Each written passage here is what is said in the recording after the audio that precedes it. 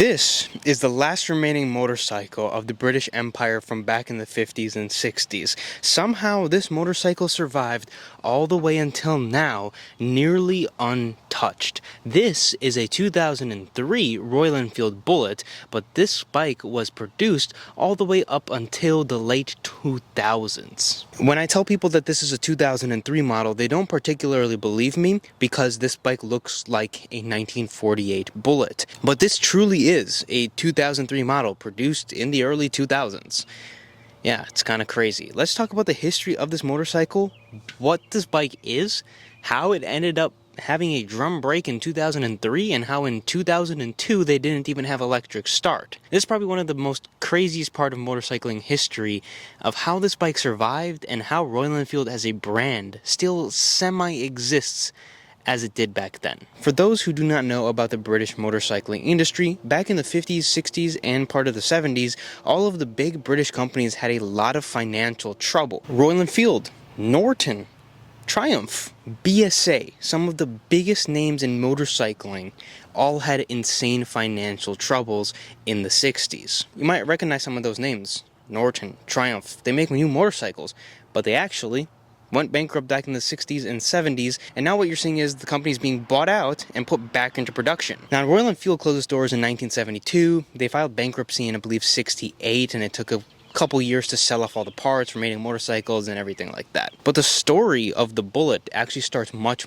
earlier. The Bullet had been a model that Royal Enfield had been using since the 30s, but this generation of Bullet right here was started in 1948. Yeah, it hasn't been changed really since then, which is crazy to think about. And in the early 1900s, they're saying was made like a gun. And if you don't know, Royal Enfield made rifles. Still, they make rifles. BSA, a lot of the manufacturers in England who made motorcycles also made rifles and guns and armaments. The Indian Army purchased a large number of Royal Enfield Bullets, and at the time, Royal Enfield saw this as a big win. In 1952, Royal Enfield decided to start manufacturing motorcycles in India because of the high, insane demand for their models, and specifically the Royal Enfield Bullet. When Royal Enfield went bankrupt in the 70s, there was still very high demand for the Bullet in India.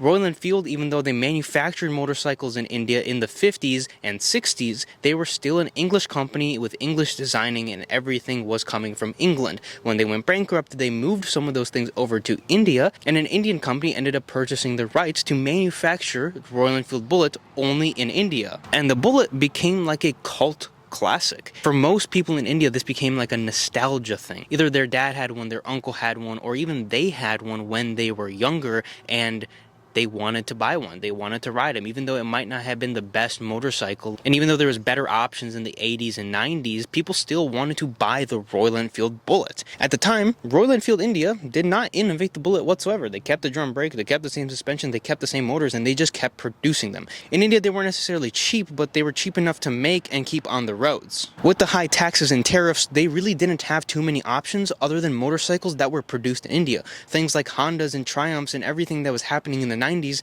they couldn't bring them to India without paying these insane taxes. So in India, because of all these taxes and embargoes and everything, there weren't really that many options. The Bullet was a more expensive option, but because of the nostalgia factor, people still wanted to buy it. It really didn't make any sense. It wasn't the fastest, it wasn't the most reliable. Parts were available, and a lot of people know how to work on these things, so it's very simple to keep them on the road once you had them, and it was almost like a status symbol in a way. Then eventually, Royal Enfield India produced them in America the same way that they had producing them in India, with the drum brake in the front, same suspension setups, and everything. They didn't change a single thing, and they just kept producing them. They did decent in the US, and Royal Enfield India continued to make them and produce them in India, and that's why you're seeing this one in front of me in the United States. This is a Indian-made Royal Enfield that was sold to America. They did do a couple of things, including switching the gear selector over to the left side because they actually had them in the right side, because all the English motorcycles had gear selectors on the right side.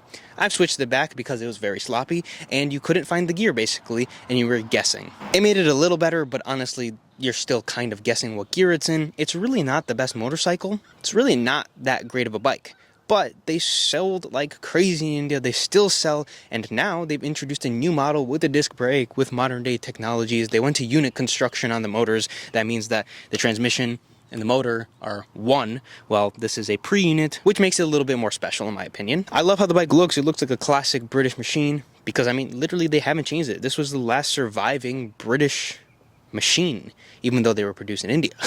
But it's definitely one of the most important British motorcycles to ever exist because it was the only one being produced for a very, very long time. This motorcycle helped the Royal Enfield India become everything it is today. They're not making the classic Cafe Racer Continental Twins, and they're making motorcycles that looked like the old 60s bikes that Royal Enfield was producing. And they're finally actually engineering and manufacturing new things, which is very exciting because for the longest time, they just kept beating this dead horse and it kept working for them. This bike has a very interesting and awesome story, and even though I don't have that sentimental attachment, as a motorcycle rider, I can appreciate everything that this motorcycle stands for and what it is. And plus, it looks awesome. It might not ride the best, but I mean, you can't tell me this isn't a gorgeous looking bike. With the spoked wheels, the big 500 single, it just has that classic feel that you gotta love. And plus this one has a Gold Star exhaust on it, which is why it sounds a little extra spicy.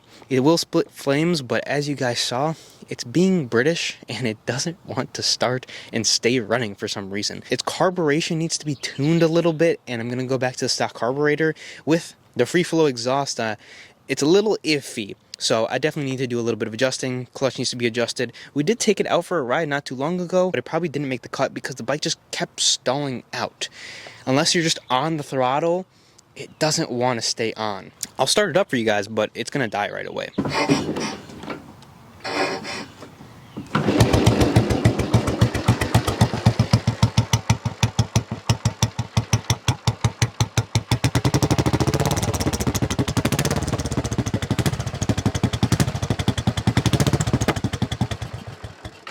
It doesn't want to stay running just because I believe the carburation is very, very off. Got to be careful kicking over a single this size because it can kick back at you. But that's the story of the Royal Enfield Bullet. I always found this bike to be super interesting and just the weird history it has, and I don't know how this has worked for so many years, but people love them, people adore them. I totally understand having a bike for nostalgia factor. Definitely have a few of those in my collection, and this is one of those that I have in my collection because it's just an interesting piece. It's always been a little finicky at times, especially when we changed it over to the straight pipe setup. I wanted to make it split some flames, but it just won't stay running, and I haven't had the time to really properly jump into it. We did do a little bit of transmission work in the last video you guys saw with this bike, but it needs to be adjusted even more, and I'm just waiting for my dad because he really knows what he's doing, and we just haven't had enough time to sit down on this specific bike since the day that we sealed everything back up. If you guys did enjoy this video, have anything to add, feel free to leave it in the comment section down below, and as always, I will see you guys in the next video. And hopefully soon we can go take this thing out for some riding. I'd like to do a couple of miles on it this summer, even though it's kind of weird.